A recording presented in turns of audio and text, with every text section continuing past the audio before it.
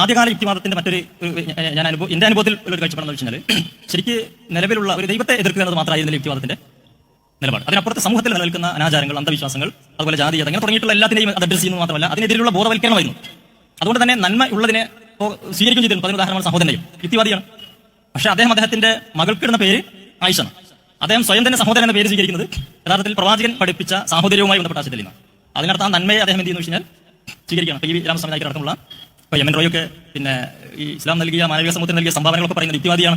പക്ഷേ അതേസമയത്ത് ഈ നന്മകളെ നിരാകരിക്കുന്നില്ല. അത് ഇന്നത്തെ അന്ധമായ ഏതോ അർത്ഥത്തിൽ ഇതല്ല ഈ വഴിതെറ്റിപ്പോയ ഒരു അവസ്ഥയിലേക്കാണ് ഉണ്ടായത്.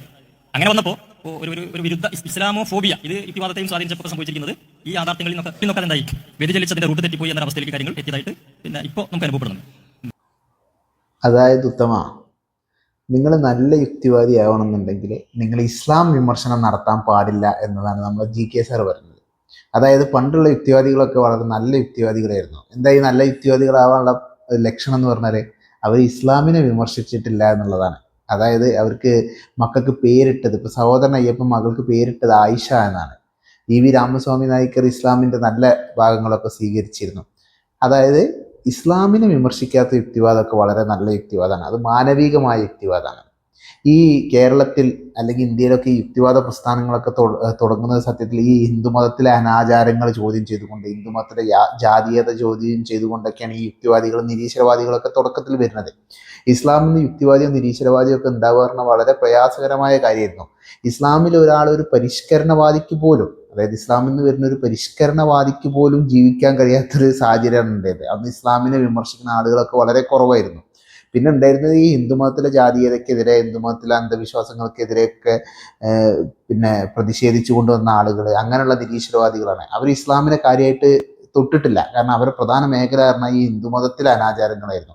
അത് കഴിഞ്ഞതിന് ശേഷം, സ്വാതന്ത്ര്യത്തിന് ശേഷം തന്നെ കേരളത്തിലുണ്ടായ യുക്തിവാദി പ്രസ്ഥാനങ്ങൾ എന്നൊക്കെ പറഞ്ഞത് കമ്മ്യൂണിസ്റ്റ് പാർട്ടിയുമായി യോജിച്ചു പോണ കുറേ ഒരു കൂട്ടം ആളുകളുടെ ഒരു പ്രസ്ഥാനമായിരുന്നു യുക്തിവാദി പ്രസ്ഥാനം എന്ന് പറഞ്ഞാൽ.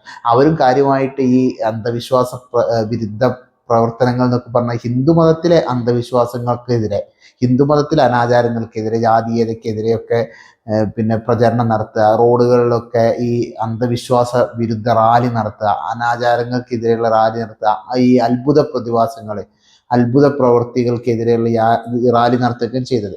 അതിന് ശേഷം ഒരു 10-40 വർഷം മുന്നേക്കാണ് കാര്യമായിട്ട് ഒരു ഇസ്ലാമിക വിമർശനങ്ങൾ കേരളത്തിൽ വരാൻ തുടങ്ങിയത്. ആ സമയത്തും ഇസ്ലാമിക വിമർശനങ്ങൾ കാര്യമായിട്ടൊന്നും പൊതുസമൂഹത്തിൻ്റെ മുന്നിൽ എത്തിയിട്ടുണ്ടായിരുന്നില്ല. കാരണം ഇസ്ലാമിക വിമർശനം പറയാൻ ആഗ്രഹമുള്ളവർക്ക് പോലും അത് പറയാൻ പേടിയായിരുന്നു. ഇപ്പോൾ ജോസഫ് ഇടമർഗിൻ്റെ ഖുറാൻ വിമർശന പഠനമാണ് കാര്യമായിട്ട് അതിൻ്റെ ഒരു പുസ്തകമായിട്ട് വന്നത്. ആ സമയത്ത് തന്നെ ജബ്ബാർ മാഷ് പോലുള്ള ആളുകളൊക്കെ ഇസ്ലാമിക വിമർശനം നടത്തുന്നുണ്ട്. പക്ഷെ അവരെ വിമർശനം പിന്നെ എന്താണ് ജനങ്ങളിലേക്ക് ഇന്നത്തെ രീതിയിൽ എത്തിയിട്ടില്ല. ഈ സോഷ്യൽ മീഡിയ വന്നതോടുകൂടി ആ സ്ഥിതി മാറി. ഇസ്ലാമിക വിമർശനം പറയാൻ ആളുകൾ കുറേ തയ്യാറായി.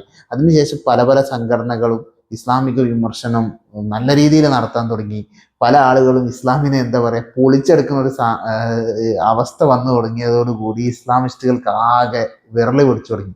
പിന്നെ അവർ ഈ യുക്തിവാദികളൊക്കെ മോശക്കാർ, ഇന്നത്തെ യുക്തിവാദികളൊക്കെ മനുഷ്യത്വമില്ലാത്ത യുക്തിവാദികളായി, മാനവികത ഇല്ലാത്ത യുക്തിവാദികളായി, അവരൊക്കെ വെറുപ്പ് ഉൽപ്പാദിപ്പിക്കുന്ന യുക്തിവാദികളായി. കാരണം എന്താ, ഇവർ ഇസ്ലാമിനെ തൊട്ട്, ഇസ്ലാമിൻ്റെ ആ മുഖം മൂടി പിച്ച് ചീന്തി ഇസ്ലാമിൻ്റെ ഉള്ളിലെ പ്രശ്നങ്ങൾ സമൂഹത്തിൽ പുറത്ത് കണ്ടു വന്നതോടുകൂടി ഇസ്ലാമിസ്റ്റുകൾക്ക് പിടിച്ചു നിൽക്കാൻ കഴിയാതായപ്പോൾ അവർ പിന്നെ പഴയ യുക്തിവാദികളൊക്കെ നല്ല ആളുകളായിരുന്നു.